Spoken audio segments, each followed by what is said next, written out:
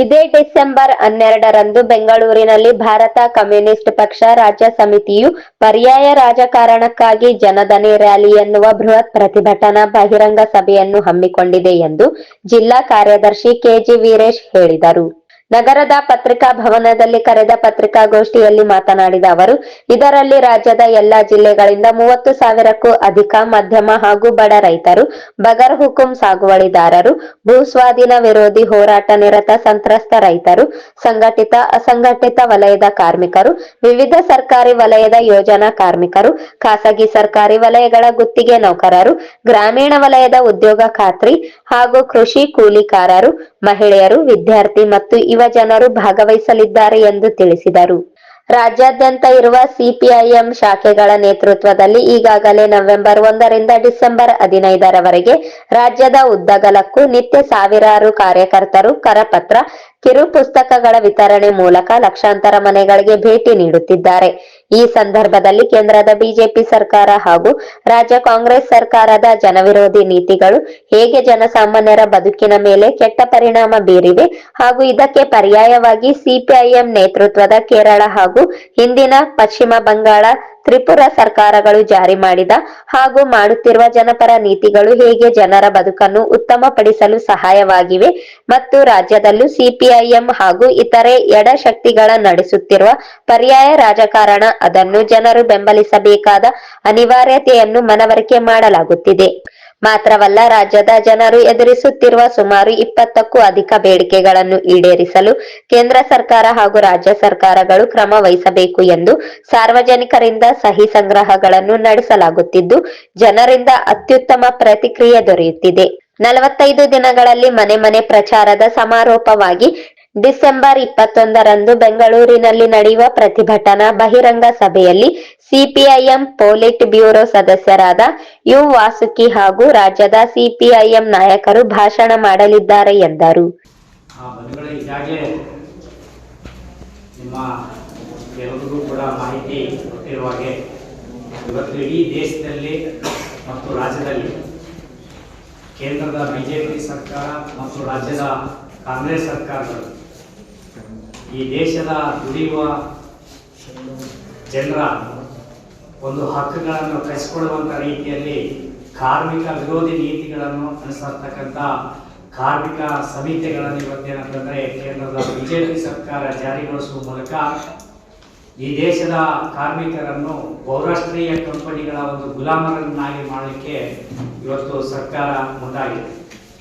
ಸುಮಾರು ಲಕ್ಷಾಂತರ ಜನ ಪ್ರಾಣ ಬಲಿದಾನಗಳಿಂದ ಪಡೆದಿರ್ತಕ್ಕಂಥ ಕಾರ್ಮಿಕ ಹಕ್ಕುಗಳು ಇವತ್ತು ಅವನ್ನು ಇಲ್ಲದಾಸಿಗೆ ಮಲ್ಟಿನ್ಯಾಷನಲ್ ಕಂಪನಿಗಳ ಪರವಾಗಿ ಇವತ್ತೇನಂತಂದ್ರೆ ನೀತಿಗಳನ್ನು ಜಾರಿಗೊಳಿಸಲಿಕ್ಕೆ ಇವತ್ತು ಕೇಂದ್ರ ಸರ್ಕಾರ ಮುಂದಾಗಿದೆ. ಅದೇ ರೀತಿಯಲ್ಲಿ ಕಳೆದ 11 ವರ್ಷಗಳ ಹಿಂದೆ ನಾವು ಅಧಿಕಾರಕ್ಕೆ ಬರೋಕ್ಕಿಂತ ಮುಂಚಿತವಾಗಿ ಈ ದೇಶದಲ್ಲಿ ನಮಗೆ ಅಧಿಕಾರ ಕೊಟ್ಟರೆ ವರ್ಷಕ್ಕೆ 2 ಕೋಟಿ ಉದ್ಯೋಗಗಳನ್ನು ಸೃಷ್ಟಿ ಮಾಡ್ತೀವಿ ಅಂತೇಳಿ ಆಶ್ವಾಸನೆ ಕೊಟ್ಟರು. ಇವತ್ತು 11 ವರ್ಷಗಳಾದರೂ ಕೂಡ ಇವತ್ತು ಇರುವಂತ ಸರ್ಕಾರಿ ಸ್ವಾಮ್ಯಗಳನ್ನೇ ಇವತ್ತೇನಂತಂದ್ರೆ ಖಾಸಗಿಯವರಿಗೆ ಮಾರಾಟ ಮಾಡುವ ಮೂಲಕ ಇವತ್ತು ಲಕ್ಷಾಂತರ ಜನರ ಕಾರ್ಮಿಕರನ್ನು ಇವತ್ತು ಬೀದಿಗೆ ತಳ್ಳಿರತಕ್ಕಂಥ ನೀತಿಗಳನ್ನು ನಾವು ನೋಡ್ತಾ ಇದ್ವಿ. ಇವತ್ತು ಯಾವುದೇ ಅವರ ಭರವಸೆಗಳು ಯಾವುದು ಕೂಡ ಇವತ್ತು ಒಂದು ಕೂಡ ನೀಡಲಿಕ್ಕೆ ಸಾಧ್ಯ ಆಗಿಲ್ಲ. ರೈತರು ಬೆಳೆದಂತ ಬೆಳೆಗಳಿಗೆ ಬೆಂಬಲ ಬೆಲೆ ಕೊಡ್ತೀವಿ ಅಂತಂದ್ರು. ಇವತ್ತು ರೈತರ ಜೀವನ ಸ್ಥಿತಿ ಏನಿದೆ ಅಂತಕ್ಕಂಥ ನೋಡ್ಬೇಕಾಗಿದೆ.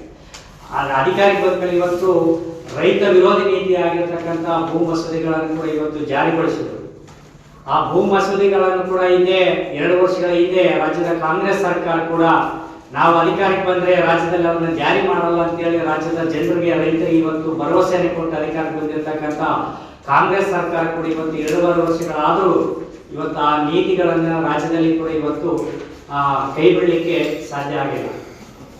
ಇನ್ನೊಂದು ರೀತಿಯಲ್ಲಿ ಇವತ್ತು ಲಕ್ಷಾಂತರ ಜನ, ಸುಮಾರು ಇಡೀ ಕರ್ನಾಟಕ ರಾಜ್ಯದಲ್ಲಿ 18 ಲಕ್ಷಕ್ಕೂ ಹೆಚ್ಚು ಭೂಮಿ ಇಲ್ಲದವರು, ಬಡವರು, ಕೂಲಿಕಾರರು, ದಲಿತರು ಇವತ್ತು 1 ಎಕರೆ 2 ಎಕರೆ ಭೂಮಿಯನ್ನು ಇವತ್ತು ಸಾಗುವಳಿ ಮಾಡ್ತಾ 16 ವರ್ಷಗಳಿಂದ ನಮಗೆ ಭೂಮಿಯ ಪಟ್ಟ ಕೊಡಬೇಕು ಅಂತೇಳಿ ಒತ್ತಾಯವನ್ನು ಮಾಡ್ತಿದ್ರು ಕೂಡ ಇವತ್ತು ಯಾವುದೇ ರೀತಿಯಲ್ಲಿ ರೈತ ಪರವಾಗಿ ಆಗಿರಲಿ, ಭೂಹೀನರ ಪರವಾಗಿ ಆಗಲಿ ಇವತ್ತು ಕಾನೂನುಗಳನ್ನು 2 ಸರ್ಕಾರಗಳು, ಕಾಂಗ್ರೆಸ್ ಮತ್ತು ಬಿಜೆಪಿ 2 ಸರ್ಕಾರಗಳು ಇವತ್ತು ಅವ್ರ ಪರವಾಗಿ ತರದೇ ಇರುವಂತಹ ಇವತ್ತು ಮಲ್ಟಿನ್ಯಾಷನಲ್ ಕಂಪನಿಗಳ ಪರವಾಗಿ ಇವತ್ತು ನೀತಿಗಳನ್ನು ಅನುಸರಿಸ್ತಾ ಇದೆ. ಸೊ ಇವುಗಳನ್ನು ಜಾರಿಗೊಳಿಸಬೇಕು ಅನ್ನುವಂಥದ್ದು ರೀತಿಯಲ್ಲಿ.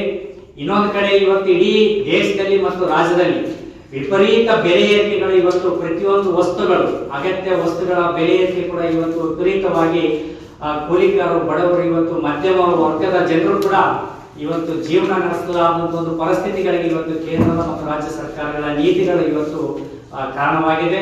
ಈ ಎಲ್ಲ ನೀತಿಗಳ ವಿರುದ್ಧ ಇವತ್ತು ನಾವು ಇದೇ ಡಿಸೆಂಬರ್ 21ನೇ ತಾರೀಕಿಗೆ ಸಿಪಿಐ ಪಕ್ಷದ ಒಂದು ನೇತೃತ್ವದಲ್ಲಿ ಬೆಂಗಳೂರಿನಲ್ಲಿ ಫ್ರೀಡಂ ಪಾರ್ಕ್ ಹತ್ರ ನಾವು ಪರ್ಯಾಯ ರಾಜಕಾರಣಕ್ಕಾಗಿ ಜನಧನಿ ಅನ್ನುವಂಥ ಒಂದು ರ್ಯಾಲಿಯನ್ನು ಇವತ್ತು ನಾವು ಬೆಂಗಳೂರಿನಲ್ಲಿ ಹಮ್ಮಿಕೊಂಡಿದ್ವಿ.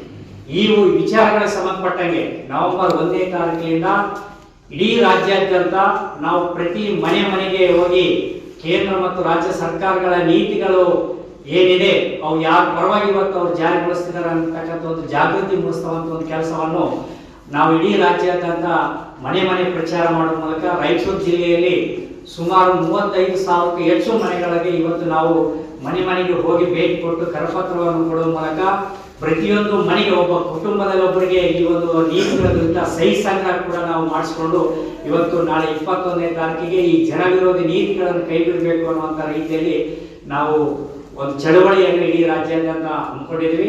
ಮತ್ತು ಈ ಭಾಗದಲ್ಲಿ ಶಕ್ತಿ ಯೋಜನೆ ಬಂದ ಮೇಲೆ ಇವತ್ತು ನಿಗದಿತ ಸಮಯಕ್ಕೆ ಇವತ್ತು ಶಾಲಾ ಕಾಲೇಜು ವಿದ್ಯಾರ್ಥಿಗಳಿಗೆ ಬಸ್ಗಳ ವ್ಯವಸ್ಥೆನೇ ಇಲ್ಲ ಮತ್ತು ಸಾರ್ವಜನಿಕರು ಕೂಡ ಓಡಾಟಕ್ಕೆ ಇವತ್ತು ತುಂಬಾ ಇದಾಗಿದೆ.